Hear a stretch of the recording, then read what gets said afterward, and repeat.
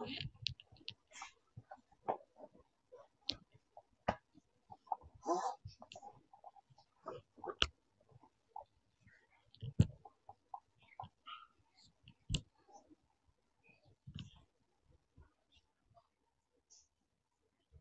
sikit dia.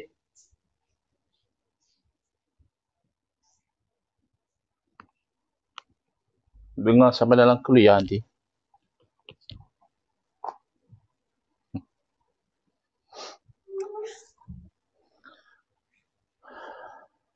Assalamualaikum warahmatullahi wabarakatuh. Bismillahirrahmanirrahim. Alhamdulillah rabbil alamin. Wassalatu wassalamu ala asyrafil anbiya'i wal mursalin wa ala alihi wa sahbihi ajma'in.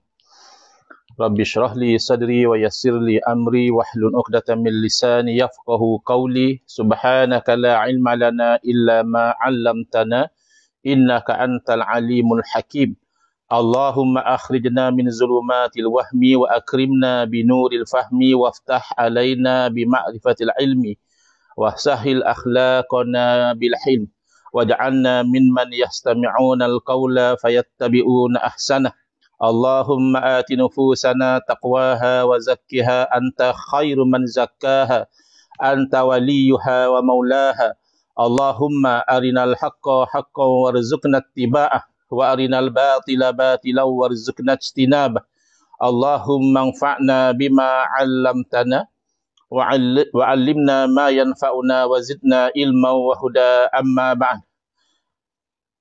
Fa inna asdaqal hadithi kitabullah wa khairal hadi hadi Muhammadin sallallahu alaihi wasallam wa iyyakum wa muhdatsatul umur fa inna kulla muhdatsatin bid'atun wa kulla bid'atin dalalatun wa kulla dalalatin finnar. Muslimin muslimat, hadirin hadirat yang saya hormati, pertama mohon maaf ya, ada gangguan bunyi di background sebab saya masih lagi musafir ya. Masih lagi musafir dari hari hari Isnin yang lalu, musafir ke Pahang. Kemudian sebenarnya telah menghala ke Kuala Lumpur tapi belum lagi sampai ke tempat kediaman, singgah di bermalam di hotel kerana masih ada program di area Shah Alam. Jadi masih lagi musafir. Jadi saya live ini di bilik hotel. Jadi oleh kerana dengan keluarga tu, saya mohon maaf ya, ada bunyi-bunyi bersiaplah apa. Mohon maaf ya kalau ada background noises dalam kuliah kita pada pagi ini. Iaitu kita akan teruskan dengan sesi Tadabbur Al-Quran versi Patuh Ahli Sunnah wal Jamaah. Iaitu kita usahakan agar kita tu mengambil pengajaran daripada ayat-ayat suci Al-Quran dengan cara yang tidak tergelincir dari landasan ahli sunnah wal jamaah. Maka kita jadikan kitab tafsir yang muktabar sebagai panduan kita, iaitu tafsir yang masyhur dengan tafsir Al-Qurtubi, iaitu tafsir Al-Jami' li Ahkamil Quran, yang menghimpunkan hukum hakam yang terkandung di dalam Al-Quran, yang disusun oleh Al-Imam Al-Qurtubi Al-Maliki rahimahullahu ta'ala. Jadi kita masih dalam surah yang kedua ya, daripada juzuk Amma, daripada juzuk yang ke-30, iaitu surah An-Nazi'at. Selesai kita pada kuliah yang lalu membincangkan tentang 4 ayat yang pertama. Saya ingatkan dahulu ya, sebelum kita pergi lebih jauh, bahawa kita kedepikan dahululah perbezaan pandangan, kita kedepikan dahulu mungkin perselisihan, kita fokus kepada majlis ilmu ya, dengan menjaga adab-adab majlis ilmu ya. Jadi kalau ada yang ingin komen di ruangan komen, pastikan komen yang ada kaitan dengan majlis ilmu kita. Komen yang beradab ya. Tak perlu nak troll. Kita tahu ya, ada isu-isu yang berkaitan yang tak perlu pun kita nak campur adukkan dengan perjalanan majlis ilmu ini. Berbeza pandangan dan pendirian itu biasa. Jangankan kata dalam isu-isu agama, bahkan sesama suami isteri pun dalam isu-isu biasa kekeluargaan pun ada perbezaan pandangan. Jadi saya mohon kepada muslimin muslimat yang mengikuti live kita baik di Facebook ataupun di TikTok supaya menjaga adab. Sebelum ni saya minta admin supaya disable komen, tapi saya fikir elok juga kita beri kepercayaan lah kepada sensibility umat Islam. Mereka harapnya boleh berfikir dengan matang untuk tidak mencampur adukkan isu-isu yang tidak berkaitan, tidak mencampur adukkan perbezaan, khilaf, pandangan dan sebagainya ketika mana kita sedang berusaha untuk mengambil manfaat dan kefahaman daripada ayat-ayat suci Al-Quran. Selesai kita daripada ayat 4, fasabiqati sabqa. Kalau kita terjemahkan sabiqat ni yang mendahului, yang saling dahulu mendahului. Sabqa dengan cara yang bersungguh-sungguh.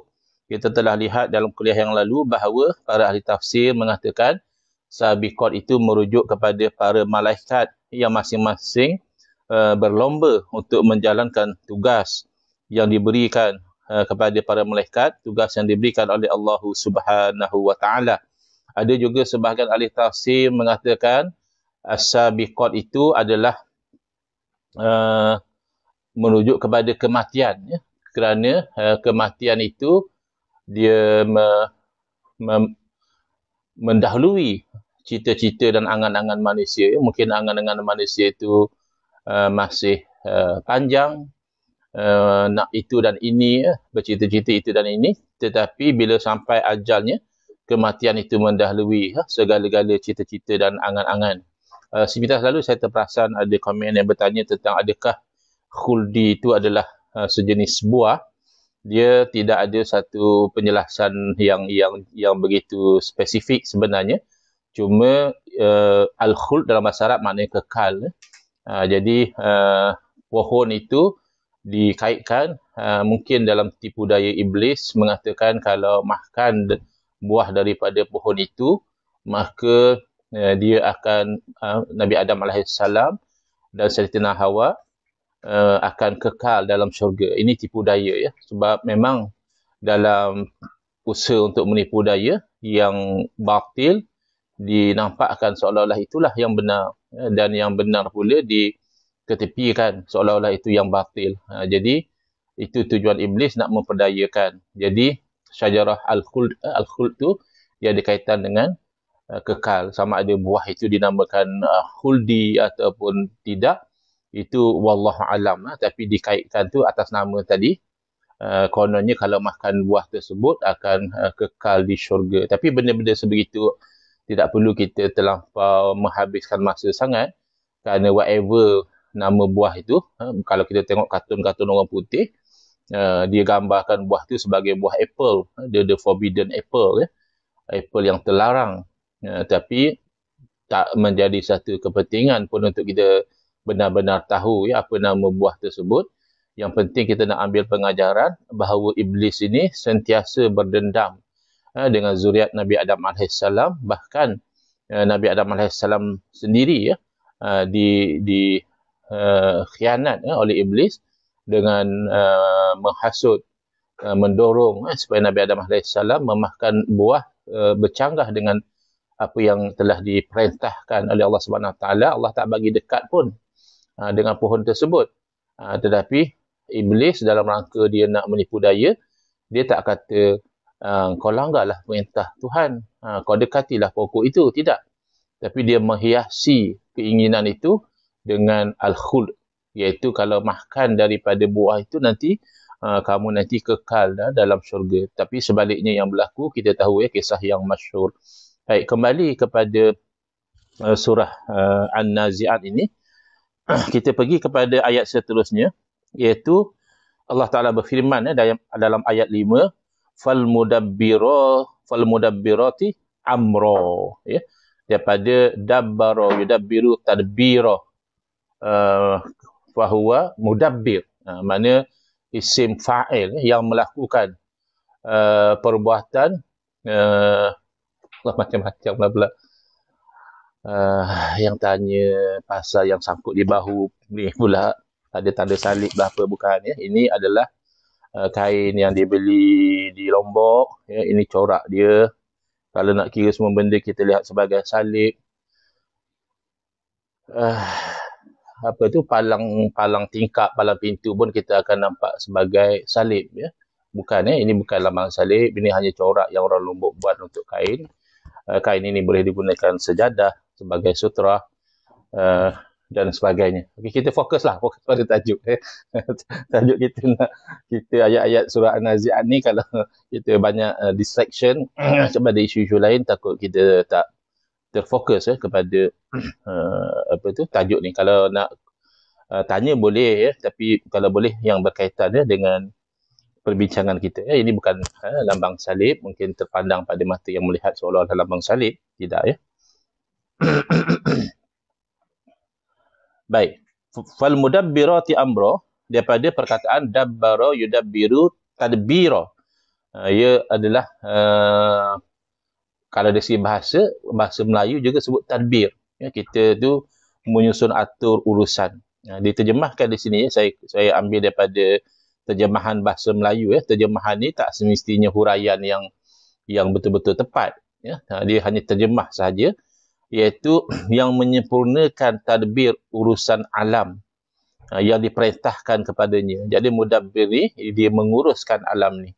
Sebab itu saya sebutkan dalam kuliah yang lalu, tapi mungkin sebahagian daripada saudara-saudara kita tak suka, iaitu bukan satu perkara yang pelik bahawa Allah Ta'ala berikan kepada sebahagian makhluknya itu tugas untuk mentadbir alam ya, kerana mereka agak skeptikal ya, mereka agak tak boleh menerima dengan konsep al-awliya al-mutasarrifun ya, wali-wali Allah yang ditugaskan untuk melakukan sesuatu urusan ya. Jadi ini sebenarnya perkara biasa, cuma kita tak biasa.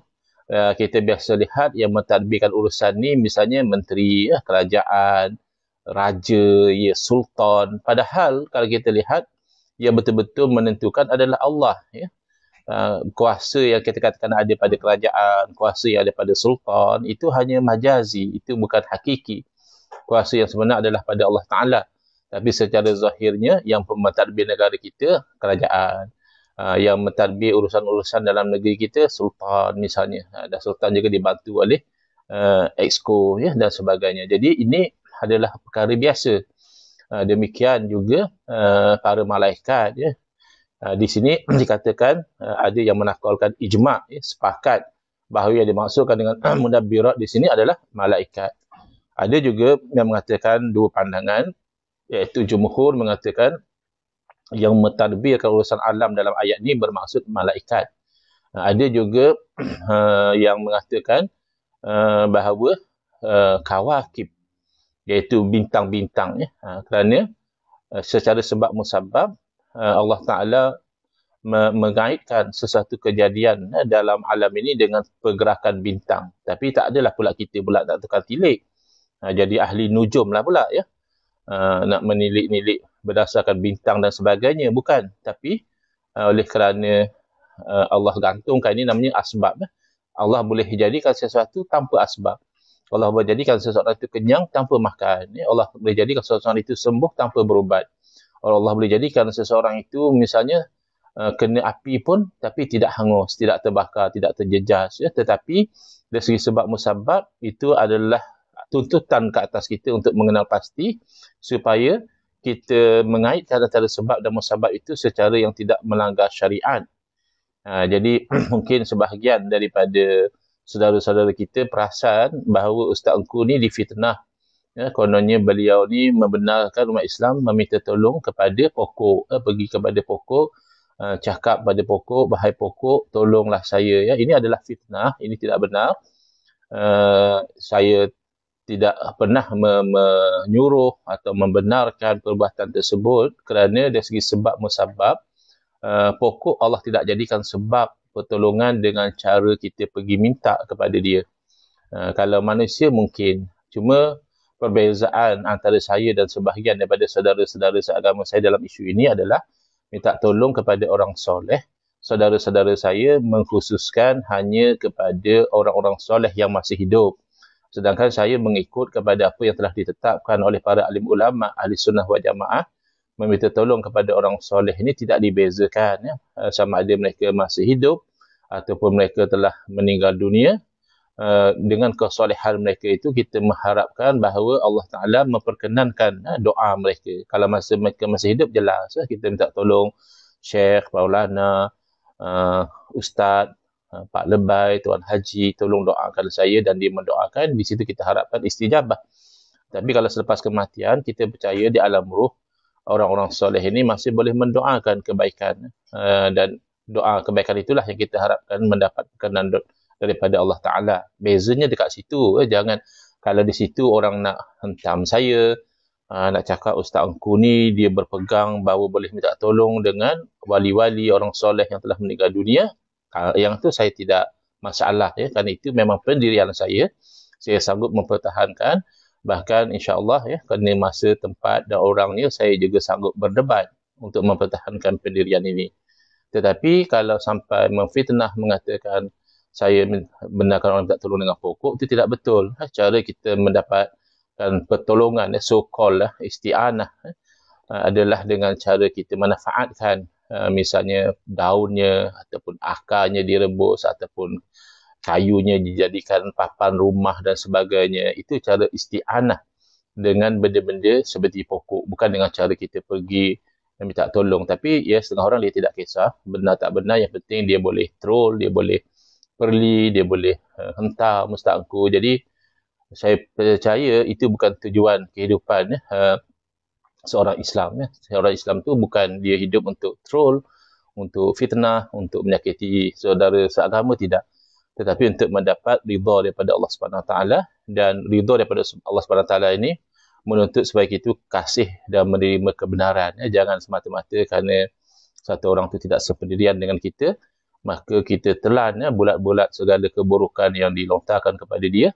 Itu bukan sikap yang sepatutnya ada pada seorang yang ingin mendapat ridha daripada Allah Subhanahu Wa Taala. Jadi kita kena faham bahawa konsep makhluk mentadbir ni, konsep dia adalah asbab. Pokok Allah tak jadikan sebab. Pertolongan dengan cara minta tolong macam itu. Manusia misalnya, boleh saja kita pergi, wahai encik, wahai tuan, wahai siapa, tolong saya, boleh. Tapi atas dasar sebab dan musabab sahaja. Adapun minta tolong secara hakikat, yakni dengan iktikad bahawa yang kita minta tolong itulah yang memberi, itu hanya boleh kepada Allah Subhanahu Wa Taala, ya. Itulah maksud iyyaka na'budu wa iyyaka nasta'in, ya.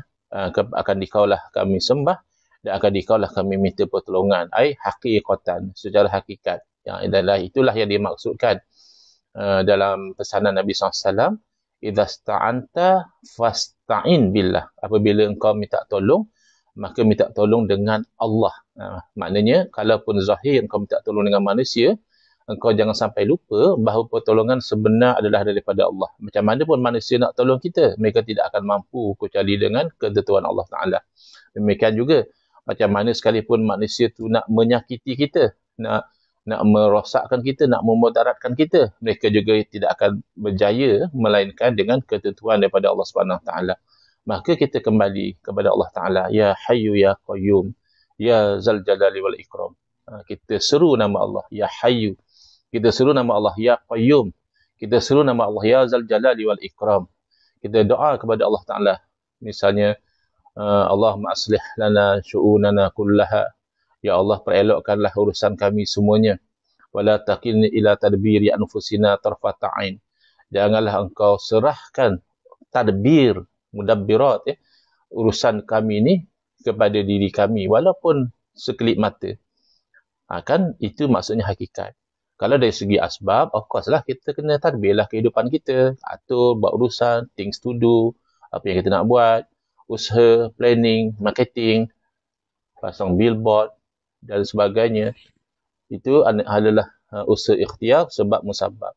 Tapi yang menentukan kejayaan kita adalah Allah Subhanahu Wa Taala. Jadi bila kita bercakap tentang mudabbirati amra di sini, itu merujuk kepada makhluk, iaitu para malaikat yang Allah Subhanahu Wa Taala bagikan tugas-tugas Kalau macam bintang tadi, kenapa sebahagian ahli tafsir mengatakan yang dimaksudkan dengan mudabbirat itu adalah al-kawakibus sab'ah, bintang yang 7. Ini diriwayatkan daripada Khalid bin Ma'dan rahimahullah ta'ala, daripada Sayyidina Mu'az bin Jabal radhiyallahu anhu. Kerana apa? Kerana yang pertama dikatakan bintang yang 7 kerana ada urusan mentadbirkan terbit dan terbenamnya. Bintang ni ada pergerakan juga, tapi kita tidak nampak jelas macam matahari lah. Matahari nampak jelas terbitnya, terbenamnya matahari. Tapi bintang ni pun dia ada pergerakan dia dalam sistem dia. Dan pandangan ataupun tafsiran yang kedua, bila kita katakan mudabbirat itu merujuk kepada bintang, sebagaimana kita sebutkan tadi, wa anna Allah Ta'ala allaqa kathiran min tadbiri amri alam biharakatin nujum. Kerana Allah Ta'ala mengkaitkan banyak daripada urusan alam ini dengan pergerakan bintang. Maka dinamakan tadbir itu kepada bintang. Padahal tadbir sebenar adalah Allah Subhanahu wa Ta'ala. Bintang-bintang ni hanya makhluk Allah sahaja. Jadi tak perlulah kita sampai nak jadi ahli nujum, tukang meramal nasib dan sebagainya. Tapi kalau setakat menjadi orang yang mengkaji bintang, mengkaji pergerakannya, kesannya kepada alam, itu masih lagi dalam kita katakan berkaitan sebab dan juga musabbab. Bila dikatakan mudabbirat, ini pandangan jumhur atau sebagai ulama katakan ijma', iaitu mudabbirat merujuk kepada para malaikat, maka tadbir yang dimaksudkannya adalah turunnya para malaikat itu dengan yang halal dan yang haram. Tapi yang sebenarnya yang menjadikan segala-galanya ini, baik yang dihukumkan sebagai halal, baik yang diturunkan itu adalah satu yang diharamkan, hakikatnya adalah Allah.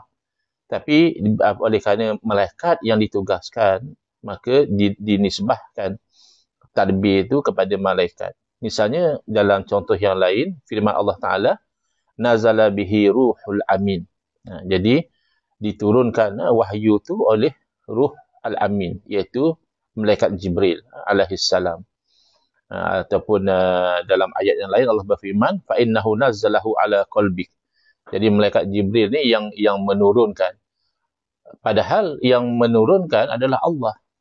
Tapi dinisbahkan kepada malaikat Jibril. Dalam Al-Quran sendiri menisbahkan itu kepada malaikat Jibril alaihissalam.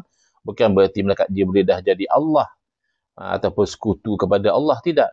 Tetapi malaikat Jibril ini yang ditugaskan untuk menurunkan wahyu. Kemudian diriwayatkan daripada Sayyidina Abdullah bin Abbas radhiyallahu taala anhuma, iaitu yang dikatakan malaikat itu sebagai mudabbirat, yang mentadbirkan urusan, adalah malaikat yang diberikan tugas untuk mentadbir hal keadaan bumi ini, daripada anginnya, daripada hujannya.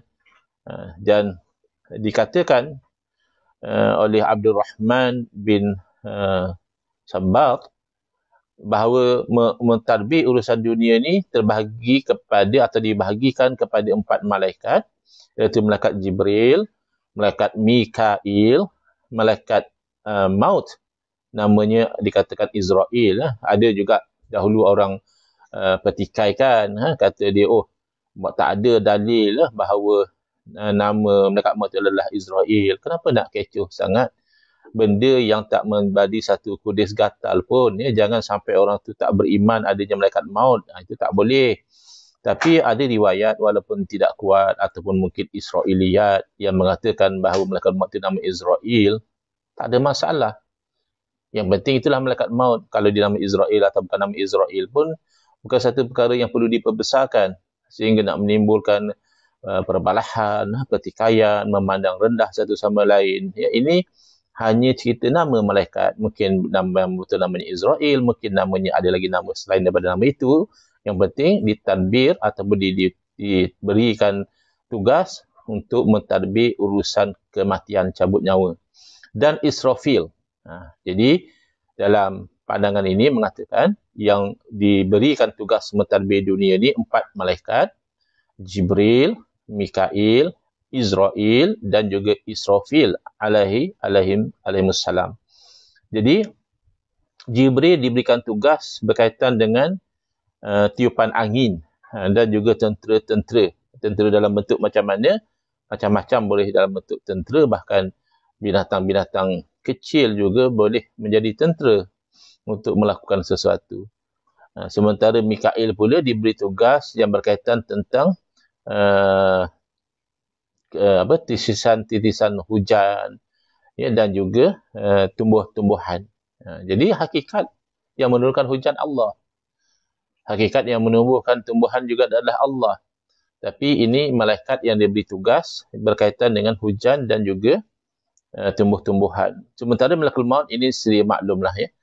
Memang diberi tugas untuk mencabut nyawa. Sama ada makhluk yang ada di daratan, makhluk yang ada di lautan, bahkan makhluk yang terbang di udara sekalipun, itu bila sampai ajalnya, yang diberikan tugas untuk mencabut nyawa adalah malaikat Israel, ataupun dalam Quran sebut malakul maut, malaikat kematian.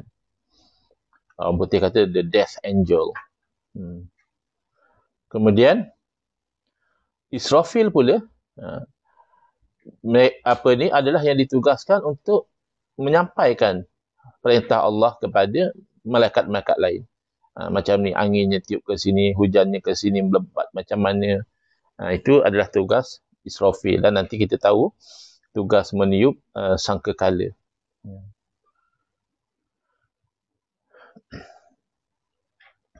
Jadi daripada awal ayat itu semuanya adalah bentuk sumpah, ya, yang Allah Ta'ala bersumpah dengan makhluknya. Jadi kalau kita bersumpah dengan nama Allah, wallahi misalnya, wabillahi, watallahi, kita bersumpah dengan nama Allah. Tapi Allah boleh bersumpah dengan apa-apa saja makhluk yang Allah pilih untuk bersumpah. Misalnya daripada ayat pertama, wan-nazi'ati gharqa, itu sumpah. Wan-nasyitati nashta, nasyitat itu juga sumpah. Dan banyak tafsir mengatakan ini malaikat. Was-sabihati sabha, masih dalam bentuk sumpah. Fas-sabiqati sabqa, masih lagi dalam bentuk sumpah. Fal-mudabbirati amra. Ini sampai ayat yang kelima ini Allah bersumpah. Tengoklah tafsirnya macam mana. Kalau dikatakan misalnya mudabbirat itu malaikat, kerana Allah bersumpah dengan demi malaikat. Kalau dikatakan mudabbirat itu adalah bintang-bintang yang 7, maknanya demi bintang yang 7. Jadi ini adalah sumpah yang Allah sumpahkan. Tetapi kalau kita manusia, kalau kita nak bersumpah dengan nama Allah. Baik. Seterusnya, barulah Allah ceritakan yauma tarjufur rajifah. Jadi seolah-olahnya sumpah-sumpah ini semuanya nak mengatakan demi malaikat yang mencabut nyawa orang kafir dengan penuh kekerasan, demi malaikat yang mencabut nyawa orang-orang mukmin dengan penuh kelembutan, demi malaikat yang seolah-olahnya berenang dengan laju menjalankan tugas, demi malaikat yang berlomba-lomba untuk menyelesaikan tugas yang diberikan, demi malaikat yang mentadbir urusan yang diberi kepada mereka. Misalnya begitu, sesungguhnya nanti kamu akan dibangkitkan semula. Itu nak ceritanya. Sumpah-sumpah ni semua nak ceritanya jangan kita ragu-ragu dengan hari kebangkitan semula. Jangan kita mendustakan bahawa satu masa nanti kita akan dihisap, dihitung amal-amalan kita dan akan diberi balasan dengan yang sewajarnya. Sesuai kalau amalnya soleh, mendapat balasan yang baik daripada Allah Ta'ala. Dan kalau amalannya buruk, itu wa'liyazubillah, mendapat azab siksa yang pedih daripada Allah Subhanahu wa Ta'ala. Jadi, terus pergi kepada menceritakan satu hari tarjufur rajifah. Apa dia tarjufur rajifah? Tarjufur ni asalnya mungkin satu bentuk kegoncangan, satu bentuk bergegar dengan bunyi yang dahsyat. Tapi apa yang diterjemahkan di sini adalah pada masa berlakunya tiupan sangkakala yang pertama yang menggoncangkan alam. Apa kesan dia? Kita gempa bumi pun kita dah rasa teruk, ya. tsunami pun kita dah rasa dahsyat. Bayangkan tiupan sangkakala yang pertama itu kesannya segala yang bernyawa mati. Kecuali lah makhluk yang Allah kecualikan daripada mati untuk tiupan sangkakala yang pertama tu, maka masih belum mati. Tapi boleh kata hampir semua makhluk Allah yang bernyawa itu dengan tiupan sangkakala itu mati, dan segala yang ada di muka bumi ni hancur, punah ranah.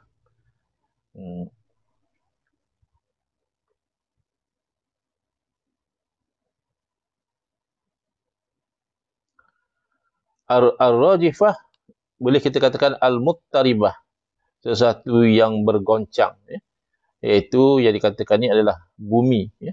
Bumi itu apabila datang hari yang ditentukan oleh Allah Subhanahu Taala, ditiupkan sangkakala, bumi ini akan bergoncang dengan goncangan yang sangat dahsyat. Dan pada ketika itu makhluk-makhluk yang hidup ini semuanya mati kecuali yang Allah kecualikan, dan bumi ini hancur. Tatba'uha radifah. Tatba'uha ni maknanya mengikuti akan dia. Radifah tu tiupan sangkakala yang pertama. Selesai berlakunya tiupan sangkakala yang pertama, akan berlaku pula radifah. Apa dia radifah? Iaitu tiupan yang pertama itu diikuti oleh tiupan yang kedua. Radifah ini merujuk kepada tiupan sangkakala yang kedua. Tapi kalau yang pertama menyebabkan makhluk yang hidup tu mati, tetapi apabila yang kedua menyebabkan yang mati itu hidup semula. Allah Rabbi, ada juga yang masuk komen saya dah pesan tadi, jangan komen benda-benda yang tak ada kaitan, tak guna ilmu tinggi tapi berpihak tarikat sesat Naqsyabandi. Ini orang sembang tak faham isu ya. Kepada yang sembang ni, tolong rujuk bahawa kalau awak bercakap tentang tarikat Naqsyabandi Aliyah, yang membenarkan ia diamalkan adalah para mufti. Dalam musyarat, para mufti termasuk mufti Perlis pada 2020 di Kuantan, mereka yang benarkan. Tahun 2000 tak dibenarkan. Tahun 2000 ada musyarat para mufti memutuskan tarikat Naqsyabandi Aliyah tidak dibenarkan, diamalkan kerana dikatakan ada elemen yang menyeleweng. Jadi 2000 hingga 2020, Ustaz Engku kalau orang tanya macam mana tarikat Naqsyabandi Aliyah, Ustaz Engku akan jawab, ada fatwa, sila ikut fatwa. Kalau nak bertarikat, carilah tarikat yang dah jelas dibenarkan.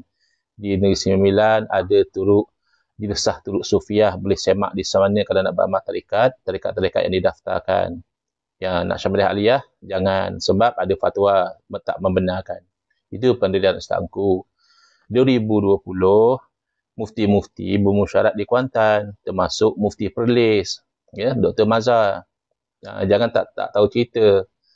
Jadi bila musyarat, yang membentangkan tu Dr. Aiman Al-Akiti, sebab dia bukan saja pengamal tarikat, tetapi dia juga berilmu. Jadi dia boleh berhujah, bawa dalil. Kalau pengamal tarikat lain, mungkin dia amal saja, tapi dia tak boleh pertahankan sebab dia tak ada ilmu. Dia hanya pengamal. Kalau Dr. Aiman Al-Akiti, dia pengamal tarikat dan dia berilmu, dia ada PhD dalam bidang agama, dia mengajar pondok pesantren lama. Jadi bila dalam musyarat tu dia bentangkan, Dr. Mazhar tanya soalan ini macam ini, hujah macam ni, saya difahamkan lebih kurang 2 jam berlaku perhujahan antara Dr. Aiman dan Dr. Mazhar di hadapan para mufti yang lain. Jadi selepas berlaku perhujahan, para mufti bersetuju. Ni ada lagi masuk ni. Kurang hajar, tak ada adab. Jadi apabila mereka bersetuju untuk membenarkan, diamalkan. Saya cuba blok ni Muhammad Safri ni biar adab. Okay. Saya dah blok, harap jadi. Kita nak cerita, dia sibuk menganjing. Benda yang orang dah bagi dalil tak mau dengar. Dia nak paksa pandangan dia juga. Baik, kembali. Jadi setelah musyarat itulah yang memutuskan bahawa tarikat Naqsyabandi Aliyah boleh diamalkan. Bukan Ustaz Engku, mufti semua negeri lah. Jadi mereka yang buat keputusan tu. Ustazku tanya, kenapa boleh diamalkan pula? Dulu kan tak dibenarkan. Jadi Dr. Aiman terangkan sebab dia tukar pembentang. Saya ingat masa tu PKP, kadang diterangkan online melalui Zoom. Ustazku pun kadang-kadang sampai tertidur-tidur dengar penerangan tu sebab bagi ustazku heavy nak faham apa isu. Apa yang dulu alasan diharamkan apa, sekarang dibenarkan apa pula alasan dia. Jadi setelah ustazku tengok, rupanya dulu alasan pengharaman tu tak tepat. Bahkan sebahagiannya tu berkaitan dengan khilaf fiqhi, ya. Contohnya, dulu dilarang sebab dikatakan Syekh Nazim ni menyeleweng. Antara sebabnya dia setiap solat witir dia baca kunut, padahal baca kunut witir itu hanya selepas separuh Ramadan. Jadi bila Dr. Aiman hujahkan, dia kata Syekh Nazim ni dia mazhab Hanafi. Dalam mazhab Hanafi memang mereka berpegang sunat baca kunut pada mana-mana witir.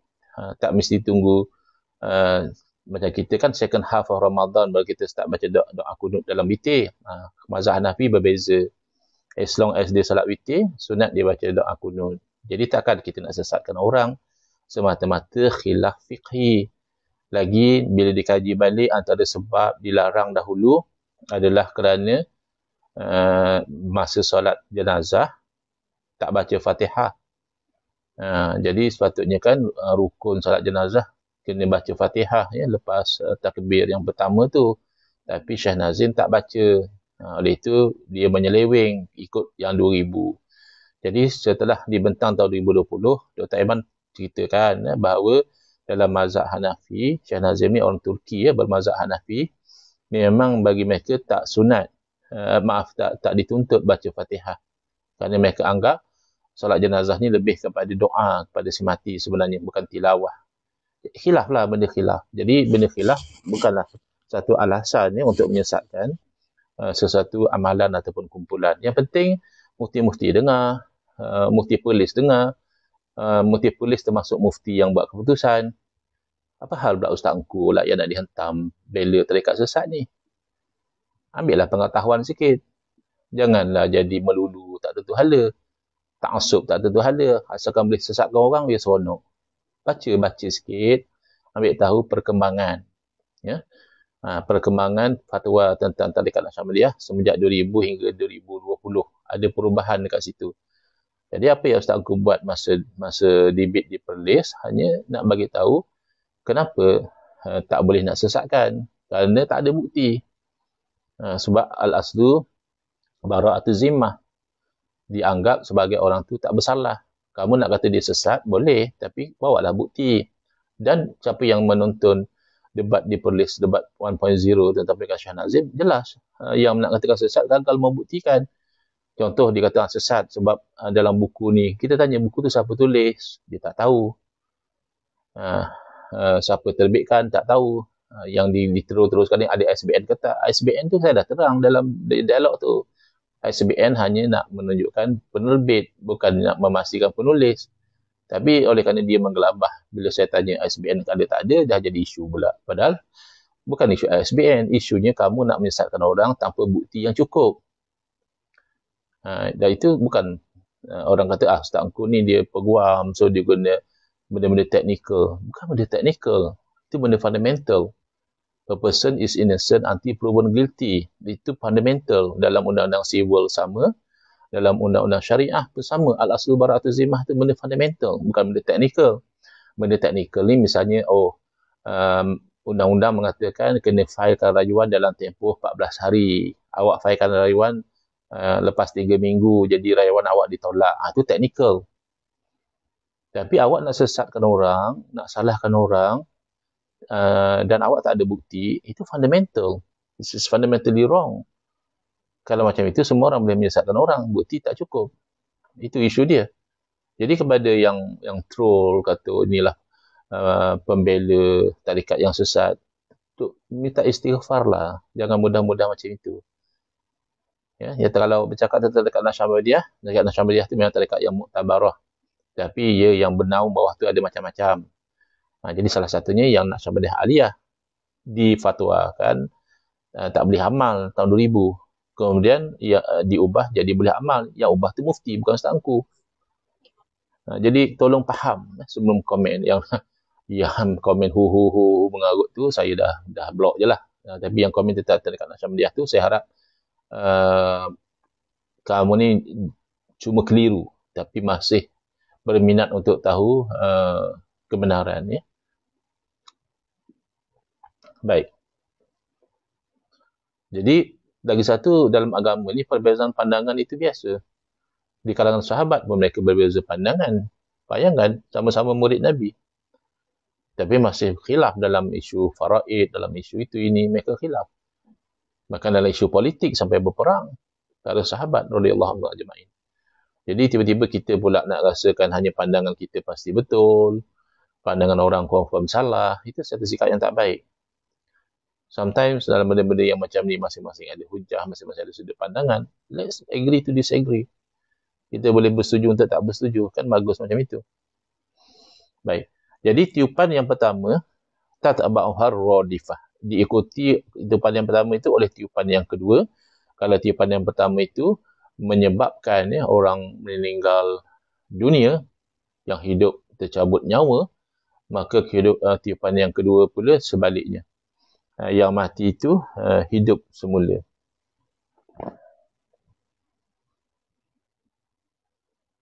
Ada pandangan mengatakan selang antara tiupan yang pertama dan tiupan yang kedua, ini berdasarkan riwayat daripada Nabi sallallahu alaihi wasallam, bainahuma arba'una sanatan, ya, antara sangkakala yang pertama dan sangkakala yang kedua ada selang masa 40 tahun.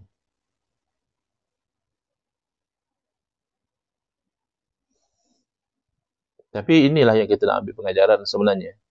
Jangan kita asyik dengan benda-benda yang trivial, yang remeh-temeh. Sedangkan kita nanti akan berhadapan dengan keadaan yang sangat dahsyat, yang sangat membimbangkan.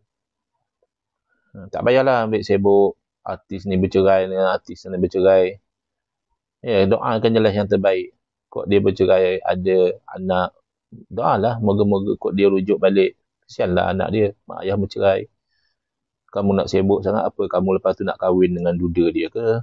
Ke nak kahwin dengan janda dia? Adalah faedah kamu sibuk. Kita ada urusan lebih besar di hadapan nanti. Qulubun yawma izir rajifah. Mungkin ini ayat yang terakhir yang kita ambil pengajaran pada pagi ini. Sebab saya pun lepas ini ada urusan yang lain. Iaitu qulubun, hati-hati manusia, yawma izin, pada hari tersebut, wajifah. Iaitu dalam keadaan yang debaran yang sangat menakutkan. Kalau kita nak exam pun kita kadang berdebar, kita nak interview pun kita berdebar, kita nak dengar keputusan mahkamah pun kita berdebar. Ya. Ini kan kita hidup semula selepas kematian. Dalam keadaan kita itu berdepan dengan kemungkinan mendapat azab sengsara yang berpanjangan. Jadi dikatakan qulub di sini merujuk kepada hati orang-orang kafir. Orang kafir bila datangnya hari kiamat, memang hati mereka tu keluh kesah. Absaruha khashi'ah, dan pandangan mereka itu pandangan yang takut. Ya, kita tengok orang yang buat kesalahan misalnya, macam mana tunduk dia, mata dia pun takut, ya. Absaruha khashi'ah. Kadang ketakutan seseorang itu terserlah pada pandangan mata seseorang. Moga-moga kita tergolong pada hari kiamat orang yang Allah berikan ketenangan, kebahagiaan, bukannya orang yang hatinya itu bergoncang ketakutan, pandangan mata yang takut, yang kesal. Tapi moga-moga kita itu termasuk orang yang wajahnya itu bercahaya, hatinya itu bergembira, dan pandangannya itu akan memandang kepada Allah Subhanahu Wa Taala. Hadza wabillahi taufiq wal hidayah. Wassalamualaikum warahmatullahi wabarakatuh. Mohon maaf atas kekurangan, terutamanya masa sebelum start kuliah tadi ada bercakap dengan keluarga supaya tak buat bising sangat, tak ganggu kuliah. Mohon maaflah ya atas kekurangan-kekurangan teknikal. Hadza wabillahi taufiq wal hidayah. Wassalamualaikum warahmatullahi wabarakatuh.